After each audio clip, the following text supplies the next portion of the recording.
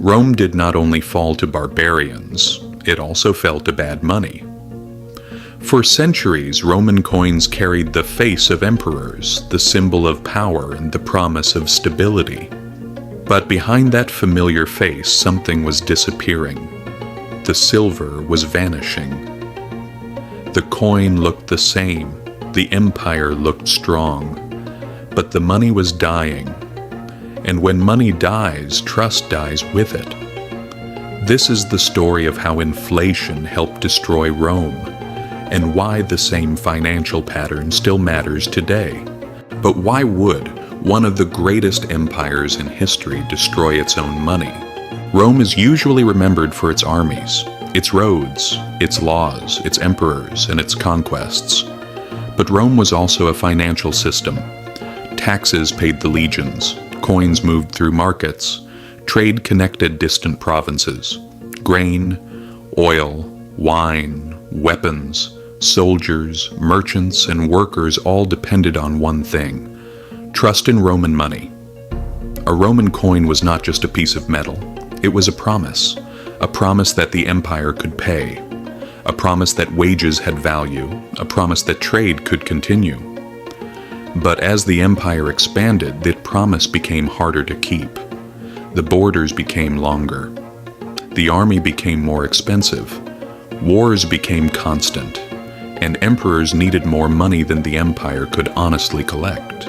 So Rome faced a choice: raise taxes openly, or change the money quietly. The denarius was once one of the most trusted coins in the ancient world. It contained real silver, it paid soldiers, it bought food. It moved through markets from Rome to the far edges of the empire. But when emperors needed more coins, they discovered a dangerous trick. Instead of creating more wealth, they created more coins from the same amount of silver. They mixed silver with cheaper metals. They reduced the silver content. They stretched the currency. At first, almost nobody noticed. The coin still had the emperor's face. It still looked official. It still had the same name. But its real value was lower. Rome had not created wealth. It had diluted trust. And every person holding those coins became poorer. At first, the trick was invisible. Then prices began to reveal the truth. Inflation did not arrive as a single disaster. It arrived slowly. First, merchants demanded more coins for the same goods. Then workers needed higher wages. Then soldiers demanded better pay. Then taxes became heavier. The market began to understand what the empire was trying to hide. Roman money was no longer what it claimed to be. This is why currency debasement is so dangerous. It does not simply change the coin, it changes behavior. Merchants stop trusting prices. Workers stop trusting wages. Soldiers stop trusting payment. Citizens stop trusting the state. And when trust breaks, the economy begins to fracture. But the real pressure was not coming from the market. It was coming from the army. Rome's greatest strength was also its greatest cost. The army protected the empire, but the army also consumed the empire. Legions had to be paid. Borders had to be defended. Generals had to stay loyal. And loyalty became more expensive with every crisis.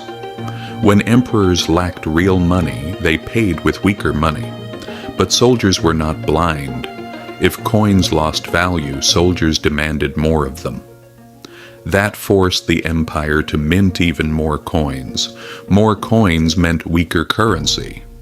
Weaker currency meant higher prices. Higher prices meant more pressure on the state. The system became a loop, a financial trap. Rome needed money to survive. But the way it created money helped weaken the empire it was trying to protect. When money loses value, the damage is not only economic, it becomes social. Farmers struggle to sell at fair prices. Merchants protect themselves by raising prices. Workers demand higher wages. Tax collectors become more aggressive. The poor suffer first. The wealthy protect themselves with land, goods, and political connections. Inflation does not hurt everyone equally. Those closest to power survive better. Those living from wages and savings suffer most. That is why bad money is never just a technical problem. It becomes a social problem. It changes who wins. It changes who loses.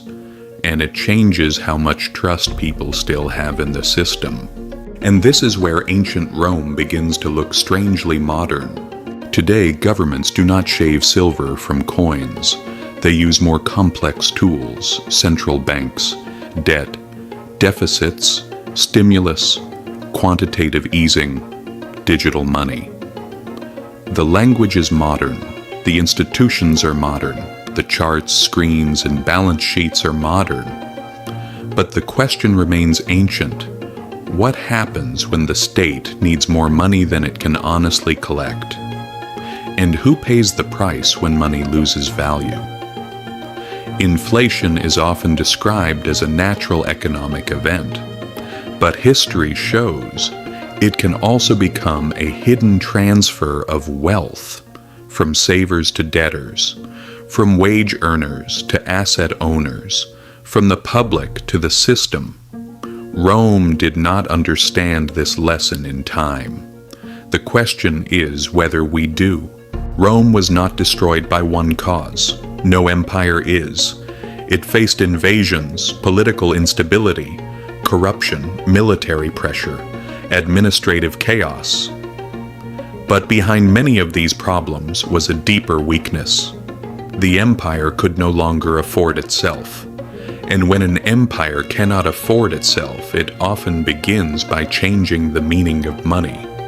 The coin looked the same. The emperor's face remained. The symbols of power survived. But the value was disappearing, and with it, trust disappeared too. Rome teaches us a warning. An empire does not always collapse when enemies break its walls. Sometimes it begins to collapse when its own money becomes a lie. If you want to understand how money, power, and empires really work, subscribe to Empire and Economy. Because history does not just explain the past, it explains the system we live in today.